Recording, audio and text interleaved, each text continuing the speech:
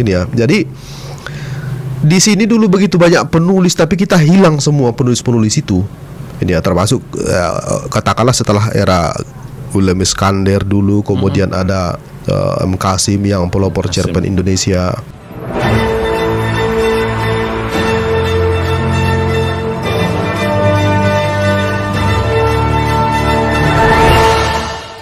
...102,6 FM Sasaran Suara Satu Kata Penumpang Pasti selalu di hati. Terima kasih Pak Askolani, kita makin asik nih ya. Iya. Nah, sahabat Istana FM, kami kembali kita di sini. Saya coba untuk melihat media sosial yang sudah masuk dulu, sahabat. Silakan aja Anda bisa pergunakan line telepon kita di beberapa nomor ini, sahabat Istana FM. Di media sosialnya juga kami ajak Anda untuk bisa berpartisipasi di laman Facebooknya Radio Start 102,6 FM Panyabungan ya. Terima kasih Anda masih tetap bersama kami. Pak Askolani, kita masih kembali ngomong. Apa sih tadi kan yang mendorong yang paling kuat itu adalah kepuasan batin ya, kepuasan dan batin, rasa tanggung jawab moral. Yang lainnya nggak punya tanggung jawab moral terhadap budaya ya Pak? Ada juga yang lainnya, tapi mungkin ada yang cuma sebatas doa. Sebatas doa. Iya. Kalau aku di level mana ini Pak ini? Oh, udah bagus karena mau memberikan ruang seperti ini, saya kan sudah hebat namanya. Karena tidak semua mau memberi ruang itu. Ya, tapi kalau yang memiliki sebenarnya kan anggaran kita ada ya. Ada uangnya gitu. Ada. Kemudian hanya kebijakannya yang diperlukan, gitu ya, kebijakannya itu. Kebijakan termasuk perluasan restranya juga, perbaikan restra. Restranya itu ya. Iya, karena biar harus ada cantolan anggarannya. Saya contohkan begini ya. Iya. Kita tadi kan menyinggung masalah ini ya, yang kawan-kawan yang hidupnya tetap susah yang menggeluti budaya. Padahal kan sebenarnya kalau kita mau, ya katakanlah untuk lagu-lagu atau film misalnya, setidaknya karya-karya mereka dibeli royaltinya oleh Pemda, dibeli royalti, kemudian dipublikasikan lagi oleh Pemda di YouTube. Jadi semakin banyak orang yang bisa menikmati, tidak harus membeli kasetnya misalnya ini ya. Kan cukup dengan royalti. Ada kompensasi juga royalti dari YouTube juga kalau ini. Iya. Artinya ada gerakan moral, yuk rame-rame kita tonton YouTube ini gitu ya. Supaya ada pendapatan kompensasi dari. Kalau kita mau sebenarnya yang YouTube pun dulu kita pengalaman SMA Penyambungan ketika SMA Plus ya, ketika mereka dulu membuat ada lomba toge penyambungan, kemudian kita kompori semua perantau. Dalam 4 hari itu ribuan, saya lupa angkanya waktu itu, entah sekitar 5 ribuan dalam 4 hari. Ini ya, saking animo orang Mandailing sebenarnya kalau dikompori untuk menyukai satu publikasi YouTube ya. Artinya bisa gerakan itu untuk bisa menambah pundi-pundi. Bisa untuk menambah pundi-pundi. Nah, royalti itu juga sebenarnya bisa dipegang oleh pemerintah. Oleh pemerintah. Itu tidak menyalahi gitu. Tidak menyalahi. Pemerintah boleh membeli royalti. Boleh ya. Iya. Jadi kalau dengan begitu kan yang para seniman budayawan mereka tidak harus mengharapkan hasil penjualan untuk bisa makan. Jangan lagi mereka dipusingkan dengan tidak lakunya CD atau kasetnya di pasaran gitu. Itu dia. Apalagi bersaing dengan yang lain gitu. Iya. Nah, dari penjelasan Anda Pak, ada kesan bahwa Anda sedikit kalau dikatakan karakter atau apa nggak tahu saya, tapi katanya keras kepala gitu Pak. Memang benar ya? Memang kepala keras gitu Pak ya? Ya memang harus keras kepala untuk hal-hal begini. Kepalanya memang harus keras, pikirannya mesti harus keras. Buktinya meski tak mendapat apresiasi, tak mendapat perhatian yang lebih sedikit sajalah misalnya dari kebiasaan atau seringkali dipinggirkan. Kalau Pak Askolani tadi memang sudah dijelaskan sedikit, memang merasa benar-benar terpinggirkan gitu dari semua lembaga yang ada yang berkaitan dengan budaya ini. Kan ada lembaga lembaga budaya kita yang itu juga ada diberikan anggarannya oleh APBD gitu. Mungkin bahasanya bukan terpinggirkan, tapi belum terlibatkan.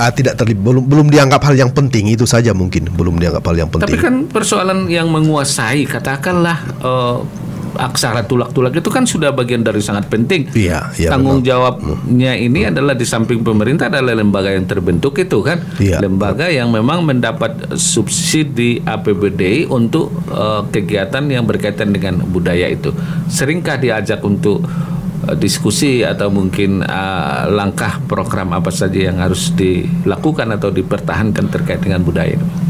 Kalau dengan lingkungan pemerintah sebenarnya tidak ada diskusi seperti itu. Paling kita mau nyorongkan diri bagaimana agar ini misalnya bisa diapresiasi, ya paling-paling seperti itu. Dan ya selalu dengan keadaan kita yang klise, keterbatasan anggaran, masalah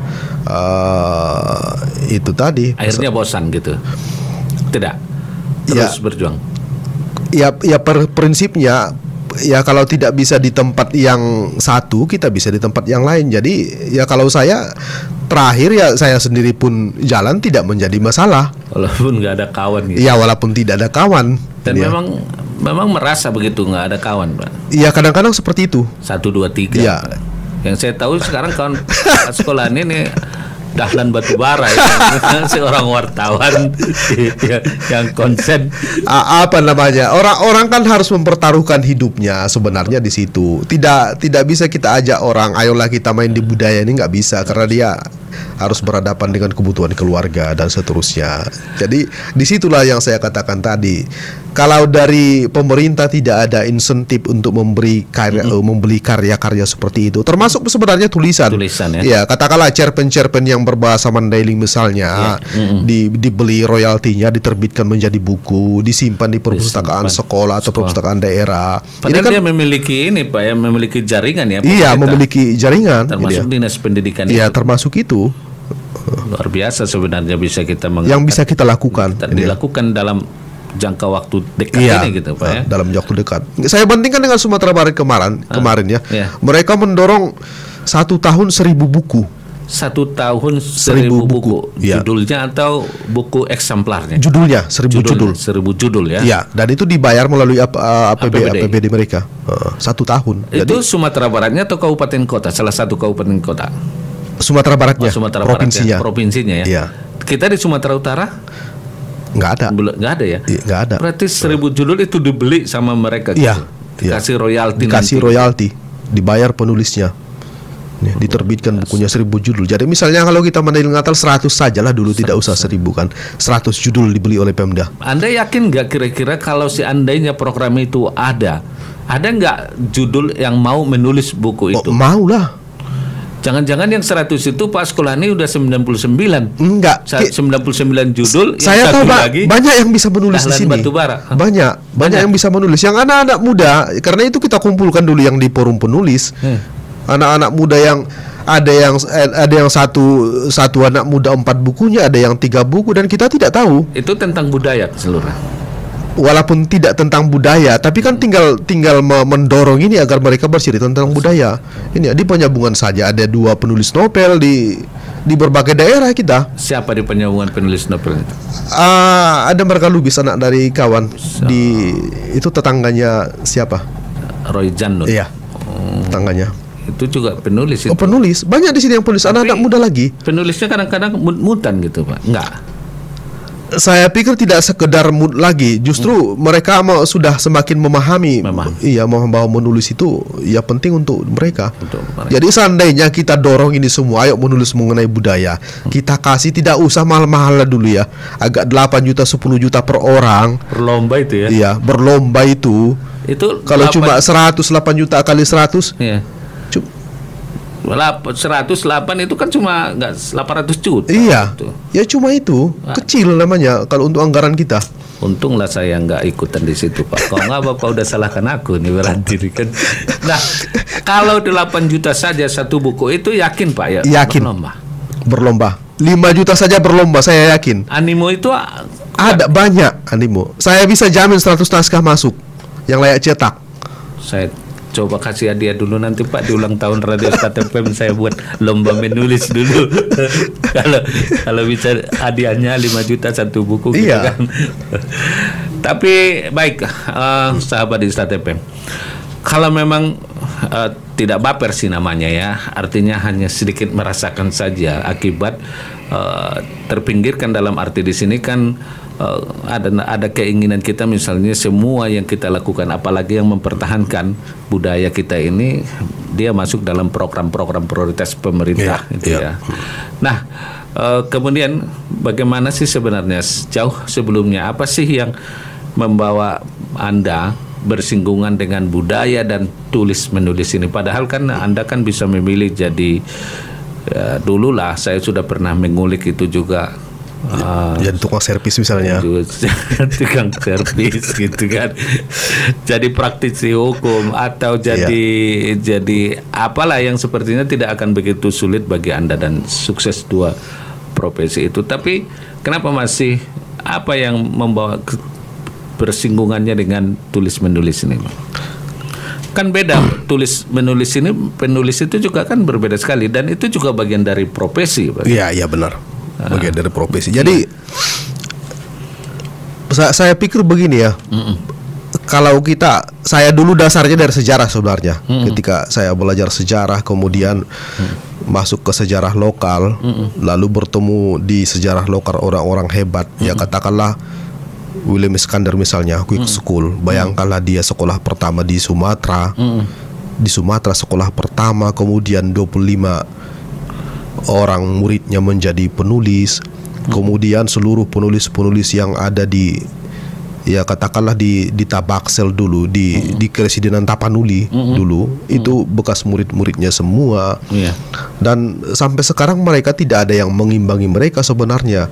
Jadi apa namanya ya, orang-orang sekelas mereka juga memilih menjadi penulis.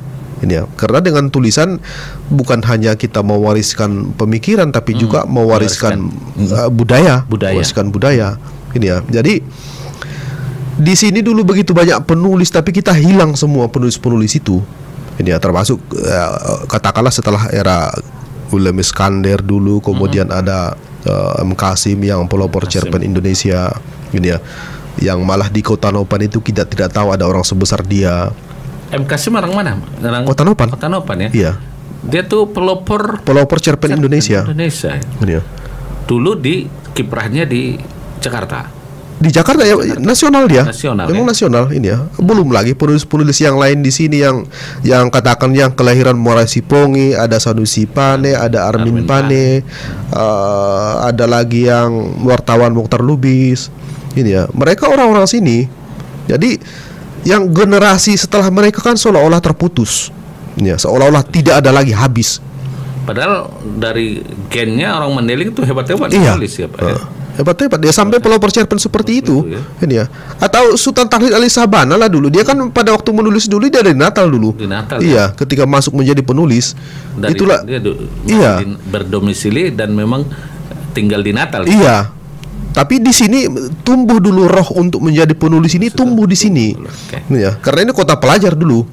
Apa sebenarnya yang mendorong dan memotivasi Pak Askolani ini sehingga mendorong dan menggait atau mengajak anak-anak muda atau yang lain untuk menjadi penulis, mendirikan sebuah lembaga forum penulis mandiri itu? Sebenarnya intinya itu tadi, itu menyambung generasi yang hilang ini. Iya, generasi yang putus sekian puluh tahun. Apa kegiatan yang paling dominan di situ, Pak? Ya, di situ kita berbagi pengalaman menulis. Ini ya, baik dia menulis karya ilmiah maupun menulis kreatif, berbagi pengalaman, kemudian ya saling mendorong, saling berbagi trik-trik di situ. Ini ya, kemudian menyediakan ruang mereka untuk terbit naskah-naskah mereka. Kita buka jalurnya, kalau dia koran misalnya ke koran mana kita dorong untuk terbit dia. Jadi ada kepuasan batin itu sebenarnya Pak, kalau bisa terbit atau apalagi dibaca orang gitu ya. Iya, saya pikir seperti itu.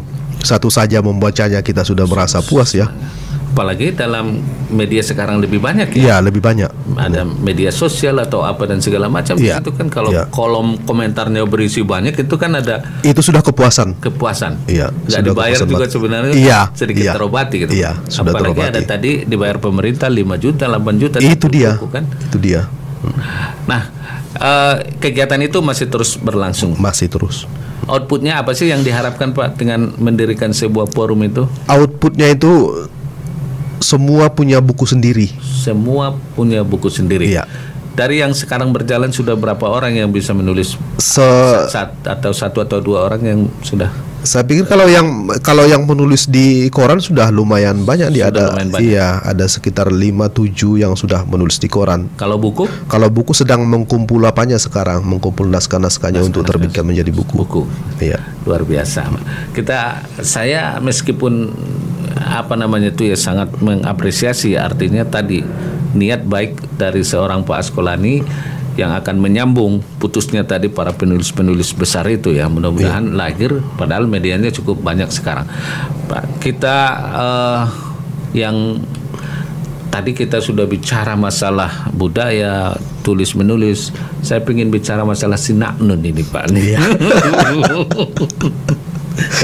Tahu kita kan Sinaknun ini kan, ini sahabat Istat FM Askolani Nasution ini selain sebagai penggiat seni yang berhasil melahirkan belasan film daerah, juga dikenal sebagai pemerhati sosial budaya masyarakat Mandailing Natal. Saya begitu terbit di di medsos lewat sebuah tulisan berseri ini, Sinaknun Pak, kalau agak ngomongnya tuh Naknun gitu. Hadir dengan memberikan penawaran yang sepertinya. Saya baca kemarin di kolom komentar di grup WA juga ada seorang mantan anggota DPR, begitu kita tayangkan di situ bahwa Pak Askolani sebagai narasumber, wah ini idola saya ini Sinaknun katanya, dia ini idolanya Sinaknun. Hadir dengan memberikan penawaran yang sepertinya sudah lama sekali tidak didapatkan oleh masyarakat Mandailing Natal, dan kabarnya ini tulisan sudah masuk percetakan, Sinaknun ini, sahabat Istat FM, kita ulik dulu nih. Pak, seperti apa sih Anda dikenal cukup aktif di media sosial ya? Iya. Semua. Mungkin Pak Askolani itu sudah memiliki 2 akun media sosial ya, di Facebook ya. Sudah lebih dari 5.000 bahkan 10.000 lebih perkawanannya. Memberikan pandangan terhadap persoalan yang muncul di ruang publik. Terkadang kritikan tajam sering muncul dalam tulisan Anda ini. Saya baca privasi gitu kan Pak, nggak boleh sembarangan mengganggu privasi orang. Baru tahu aku gitu bahwa ada privasi seseorang itu tidak boleh diganggu kalau dikaitkan dengan pendapatan atau bagaimana kita mendorong pertumbuhan ekonomi, apalagi yang berkait dengan pariwisata. Terkadang kritikan tajam sering muncul dalam tulisan Anda. Apa yang mengantar Anda melakukan itu? Dana apa dan kenapa sih sebenarnya tidak khawatir kalau ada yang merasa tersinggung dan mengintimidasi itu Pak? Kita kan sebenarnya, saya orientasinya itu mengajak orang berpikir berpikir kritis, berpikir terbuka. Ya. Jadi ya kalau memang apa yang kita rasakan penting diketahui bersama dengan resiko apapun, kita harus menyampaikannya dengan resiko apapun. Ini belakangan kan masalah privasi loh Pak, kan ini daerah negeri beradat taat beribadat masa dilindungi, itu kan pemahaman dan persepsi orang yang lain misalnya. Gak boleh kita... bagi yang tidak paham mungkin seperti itu. Tidak paham, kita berpikir rasional saja dulu. Undang-undangnya itu diatur mengenai kebebasan privasi, undang-undang. Kemudian kita mau menumbuhkan pariwisata. Mana mungkin pariwisata maju kalau sarana pariwisatanya tidak dibenahi. Ini ya. Kita lagi nyenyak tidur jam 2 diketok-ketok gitu. Iya, kawan-kawan kita sering mengeluh seperti itu. Bagaimana Mandailing kalian itu katanya nggak ada sopan santunnya katanya. Ini ya. Apalagi ada lembaga lain misalnya yang melakukan apa gitu kan, tidak misalnya Satpol PP. Iya. Karena orang kan perjalanan ya katakanlah ke sini. Wisata kan tidak seluruhnya dengan keluarga, atau dengan keluarga pun kan tidak mesti dengan cara-cara seperti itu. Ini ya. saya pikir untuk kesalahan-kesalahan seperti itu yang tidak sepatutnya mengorbankan pengunjung. Ini ya. Iya. Yang harus dikorbankan ya yang punya penginapan, dia harus bertanggung jawab, itu saja, bukan dengan pengunjung seperti itu, mengorbankan pengunjung namanya. Ini ya. Lagian mana ada aturan seperti itu. Nggak ada. Orang-orang bersalah saja ditunjukkan dulu pasal mana yang dia langgar. Yang sudah yang bersalah apalagi cuma begitu.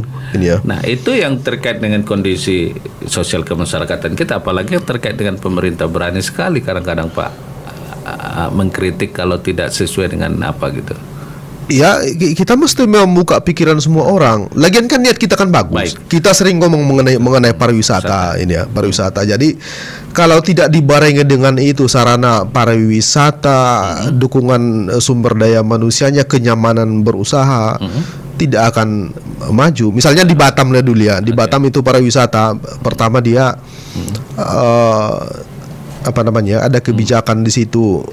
Saya lupa istilahnya, tapi selama 5 tahun itu investasi pariwisata tidak dikenakan pajak ya, selama 5 tahun. Jadi ya selama 5 tahun kalau dia untuk bidang pariwisata ini ya. Jadi dia nyaman dulu berusaha, mampu dulu kuat usahanya, baru dikenakan pajak. Ini ya. Ini kadang-kadang kita baru mulai udah dipajak modal. Itu dia. Ya. Kemudian ada jaminan juga dari pemerintahan daerah bahwa mereka tidak diganggu oleh LSM. Ada protek itu ya. Ada protek itu, tidak diganggu oleh LSM. Jadi mapan dulu usahanya, baru kenakan dia kutipan. Oke. Baik, saya pingin sekali nih masalah si Naknun. Selain tulisan berbentuk kritik, ada satu seri tulisan yang begitu familiar bagi orang yang mengikutinya di media sosial, yaitu cerita si Naknun yang tak jarang membuat gelak tawa yang membacanya. Siapa sih si Naknun ini dan apa sebenarnya yang mendasari munculnya tulisan ini? Kita simak di Ruang Paslah setelah yang satu